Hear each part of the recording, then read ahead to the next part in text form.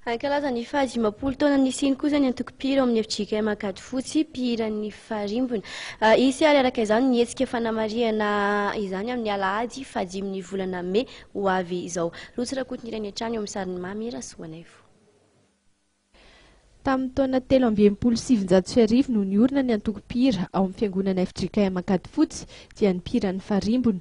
Mandritra ity taona ity araka izany ny fankalazana ny jobily volamena ny Mpihiran'ny Farimbona ka ny isantarana izany dia ny sely lehibe iray izay ho tanterahana etsy amin'ny CCSK Antanimena ny alahady fahadimy ny volana May amin'ny 3 ora tolakandro. Rindra hira ampilazantsara miaraka amin'ny artiste zay zany ohatrany hoe fahafantatrareo teo hoe amin'ny Tsimbazafy, Bodo, Samuel ary misy koa ohatrany hoe invité misy ho avy amin'ny fotoana zay voalohany tena lehibe amin'io songadina dia koa zany ohatrany hoe fampisehoana miara miasa akaiky dia akaiky amin'ny matianina zay mipoaka sy zanaka Ankadifotsy tato.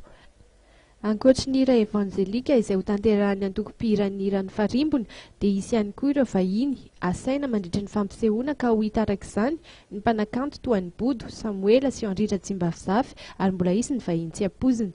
Ny ezaka izay nataon'ny komity fankalazana ny fahadimapolo taona ny antoko mpihira moa dia niazona ny tsangambato na ny orga lehibe iray ho an'ny fiangonana izay mitetiny eo amin'ny 70 tapitrisa ariary eo.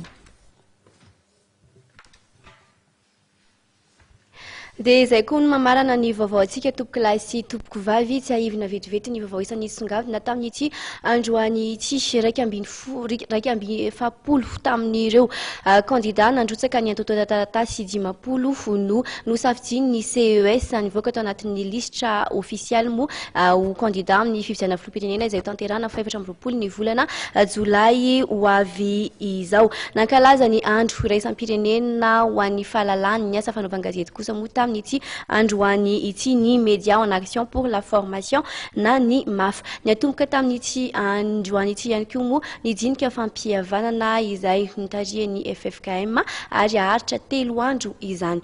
Mankasitraka anao tompoko lahy sy tompoko vavy nanaraka ny vaovao hatramin'ny farany mametraka ny volo mandrapitafa ho manaraka indray ny tenako.